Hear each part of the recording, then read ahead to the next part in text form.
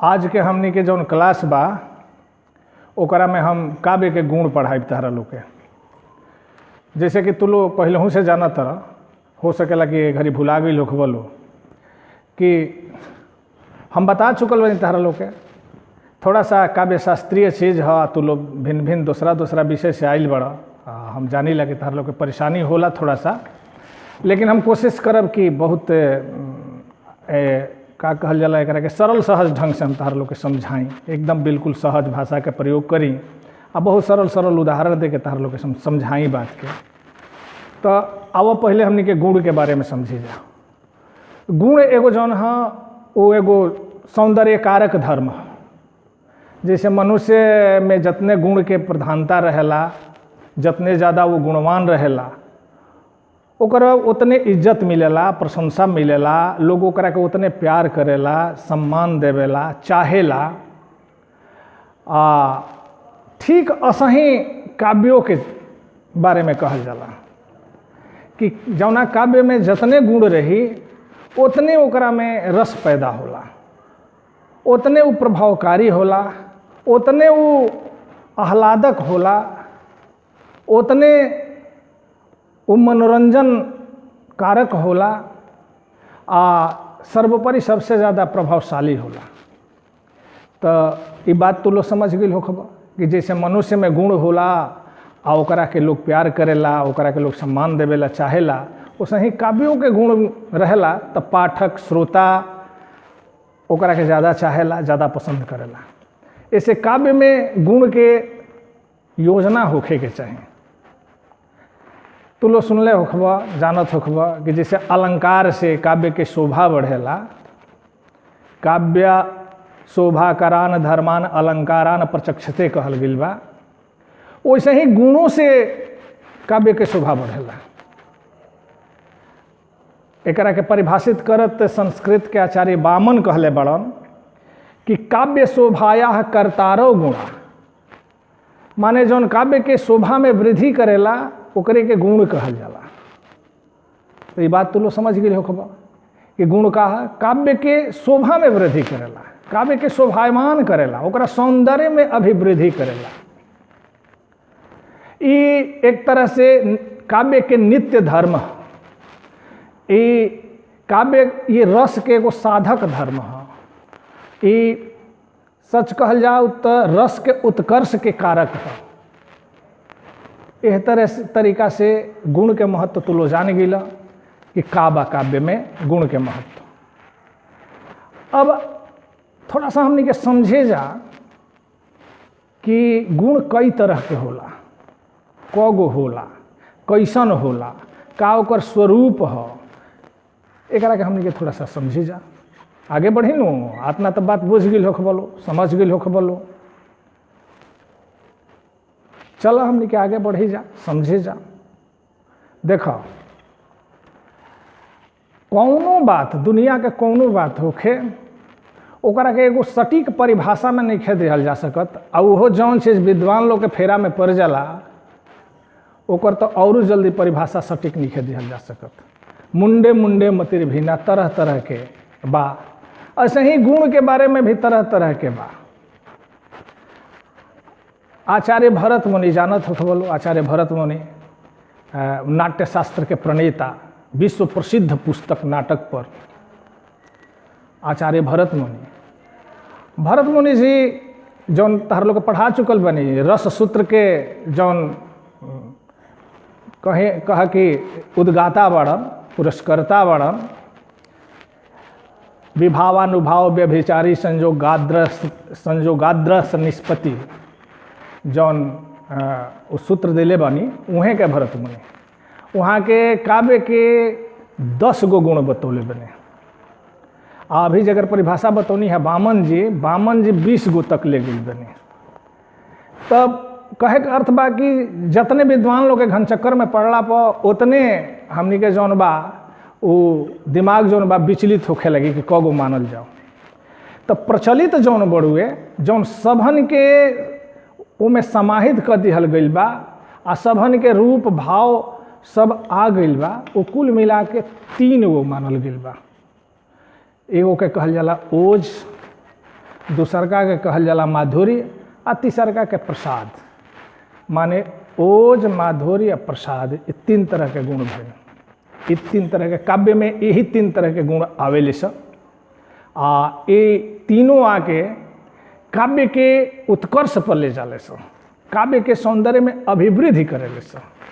अब हमने के बारी बारी से पारापारी समझी जा कि ये का आगे तो बढ़ल जा सकता। हमरा लागता कि ये बात इतना स्पष्ट हो गई हुई जब हम बतौनी। अब तीनों के हमने के समझी जा। आई जा पहले ओज के समझी जा। ओज जौना काव्य के पढ़ला सुनला से चित्त में उत्साह उत्पन्न होला, चित्त विस्तार में जाला, उच्चाकाश में विचरण करे लगेला, आ वीरता के अनुभूति होखे लगेला। माने वीर रस में एकर पावल जाला योजना, वीर रस में एकर योजना पावल जाला। तो ओहिजा ओज गुण होला। कहल गइल बा कि ओजस चित्तस्य विस्तार रूपम दीप्तत्व मुच्यते। माने जौना काव्य के पढ़ला से या सुनला से चित्त उद्दीप्त हो जा, प्रज्वलित हो जा, ओकरा के ओज गुण कहल जाला। ये प्रायः वीर रस में पावल जाला। जैसे उदाहरण से तार लोग हम समझाओ तनी। देखो तो बोलो हमने के एगो बहुत प्रचलित लोक गाथा है, आल्हा कहल जाला। वो वीर रस प्रधान गीत है। ओकरा में कहल गइल बा, अरे 12 बरस लो कुकर जिए और 13 लो जिए सियार, आ बरस 18 क्षत्रिय जिए आगे जीवन को धिक्कार। देख नस फड़फड़ाए लागल, नस फड़फड़ाए लागल, उत्साह जागे लागल। ऐसा सब काव्य सुन के एकरा के और स्पष्ट करे खातिर हम तहार लोग बताओ तनी। जानत हो लोग भोजपुरी में एगो कुंवर काव्य के परंपरा बा।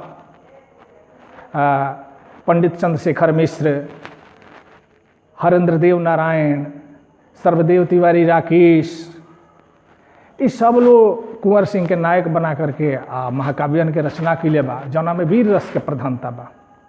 अब वहीं तो लोग फगुआ होली में सुनत हो बोलो, बाबू कुंवर सिंह तेगवा बहादुर, बंगला में उड़ेला अबीर। उहे बाबू कुंवर सिंह जिकर नाम पर तहर लोग के विश्वविद्यालय स्थापित बा, जहाँ तू लोग पढ़े आवेलो। तो वहाँ के चरित्र के लेख केंद्र में रख के जौन महाकाव्यन के रचना कल गई बड़ी सा, ओमे जे आ रही के रहनी सर्वदेव तिवारी राकेश जी, वहाँ के रचना कैले बनी। ओमे वीर रस के प्रधानता बा। तो हम उदाहरण देतनी। चल निकल निकल, यही में अझुरा गई। हाँ, जब युद्ध के तैयारी होता, अंग्रेजन संगे युद्ध नधा गिल बा, एकदम आ गिल बा कपार पर युद्ध, तो कुंवर सिंह जी चिंतन करत कहतनी कि जादिन लोह पियावल देह में बज्जर केर रहे मांस पिछारी, खून ही आगि रहे धधकत, खून ही आगि रहे धधकत, ससवों में रह बहे 49 बेयारी। अरे जो जो जो जो रे गदरते हुआवे के अइले निचाटे भेटैले गोटारे बुढ़ारी। कहत रह कि जा वो घड़ी ना आयलू हे गदर, जौना घड़ी हमारा देही में लोहा पियावल रहे, आ बज्जर के मांसपेशी रहे, सांस में 49 हवा बहत रहे, 49 पवन बहत रहे, खून में आग धधकत रहे। ओ घड़ी अतो तब बुझा जाए, लेकिन कोनो चिंता बात नहीं खे। गोटारे भटाइल बड़ो बुढ़ारिए में तो का लोहा गाह। तो देखत हो बोलो, ये पढ़ला से का रोमांच होखे लगा था, रुआ खड़ा होखे लगा था, उत्साह होता, लगा था कि कुंवर सिंह के संगे हमहू सम्मिलित हो जाए। तो एकरे के का कहल जाला, ओज गुण कहल जाला। ये ओज कहाला, ओज गुण। अब आगे हम बढ़त नहीं माधुर्य गुण पर। माधुर्य मधुरता नामे से बुझा गई हुई, जहाँ कोमल भावना के अभिव्यक्ति रहेला, कोमल शब्दन के संयोजन रहेला, खास करके कवर्ग, चवर्ग आ पवर्ग, ये सब वर्ग के वर्णन के ज़्यादा में प्रयोग कल गई रहेला, कहे से कि कोमल वर्ण हम सब। तो कोमल भाव के दया, माया, ममता, प्रेम, करुणा भाव के अभिव्यक्ति जौना काव्य में होला, ओइजा माधुर्य गुण रहेला। करुण रस, श्रृंगार रस, शांत रस, जैसे वो जो वीर रस में पावल जाला, उसे ही श्रृंगार रस में, चाहे करुण रस में, शांत रस में माधुर्य गुण के अभिव्यक्ति रहेला। अब एकरा के एकरों के परिभाषित कइल गेल बा कि कैसे, थोड़ा सा दिमाग से उतरता। चिद्र विभाव मयो हलादो माधुर्य मुच्यते, चिद्र विभाव मयो हलादो माधुर्य मुच्यते। जहाँ चित्त बा वो द्रवीभूत हो जाला, ओजा माधुर्य गुण के अभिव्यक्ति होला, ओकर योजना होला, तो एकरा के माधुर्य कहल जाला। अब एकरा के उदाहरण से हम समझाओ तनी। श्रृंगार रस चाहे करुण रस में पावल जाला। तू लोग एगो सुनले होई बोलो महेंद्र मिश्र जी के पूर्वी बा कि ओमे एगो श्रृंगारिक गीत बा वियोग श्रृंगार के कि पिया मोरा गईले रामा पूर्वी बनिजिया से देके गईले ना, पिया मोरा गईले रामा पूर्वी बनिजिया से देके गईले ना, एगो सुगना खिलौना राम से देके गईले ना। उड़ता उड़ता सुगना गईले कलकतवा की जाई बैठे ना, उ तो सामे जी के पगिया की जाई बैठे ना। अब पगिया उतारी सामी जांघे बैठौले कि कह सुगना नाम मोरा घर के कुशलतिया की कह सुगना ना। अरे सुगा कहता कि मैया तोरे कुटनी बहनिया करे पिसनी की जैया कैली ना, तोरे दौरी दोकनिया की जैया कैली ना। अब देख लो ये विरह के अभिव्यक्ति बा आ करुणा के भाव जागता, करुणा के भाव जागता ओह बिरहिनी नारी के प्रति जौना के संदेश लेके सुगा गइल बा। तो एहिजा माधुर्य गुण के अभिव्यक्ति बा। तहर लोग के और एकरा के थोड़ा सा सहज करतनी। मिश्रे जी के एगो और पूर्वी बा कि सासू मोरा मारे राम बांस के छिउकिया, ननदिया मुर्रे सुसुकत पनिया के जाए। सासू मोरा मारे रामा बांस के छिउकिया, ननदिया मुर्रे सुसुकत पनिया के जाए। छोटी मोटी जामुन गछिया फरे ना फुलाई, ननदिया मुर्रे सेहू गछिया गिरियो न जाए। छोटी मोटी पातर पियवा हंसी के ना बोले, ननदिया मुर्रे चाहे पियवा रहे चाहे जाए। तो एहमें नारी के विरह के वर्णन बा, ओकर दशा के वर्णन बा, ओकर जीवन के करुण रस के कहानी बा। मार खातिया, पानी भरे खाती, पानी भरे जातिया, गंगा जमुना के जौन पानी भरे के पनघट बा उ जाके डगर पातर बा, बिछुला जातिया। ओकर पति जौन बा वो नादान बा, वो छोड़ दूर रहता। तो ये सब चीज़ में, ये सब वर्णन में करुणा के अभिव्यक्ति बा। ऐसे एजा माधुर्य गुण आवता, मधुरता के प्रधानता बा। तो इस तरीका से समझ गई लोग बोलो कि माधुर्य गुण का है। बहुत आसानी से एजा करुणा के अभिव्यक्ति बा, प्रेम के अभिव्यक्ति बा, माधुर्य रस के योजना बा, ये श्रृंगार रस के योजना बा।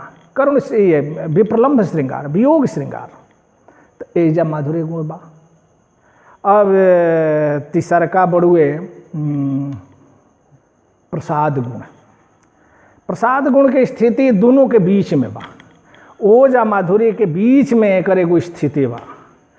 कहे के मतलब बा एकरा के कि जैसे बहुत आसानी से अभिधात्मक रहेला, एकरा अर्थ के अनुभूति में तनिको परेशानी ना होके बहुत आसानी से एकर अर्थ समझ में आ जाला।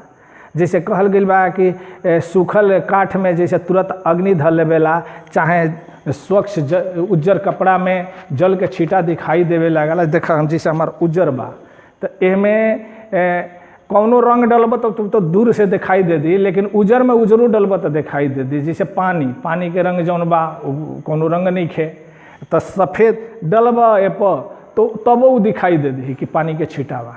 इतना साफ सहज ढंग से प्रसाद गुण आवेला काव्य में, जहाँ कौनो परेशानी ना होखे ओकर अर्थ समझे में, आ अंततः चित्त के शांत कर देवेला। शांत रस में एकर अभिव्यक्ति होला प्रसाद गुण के।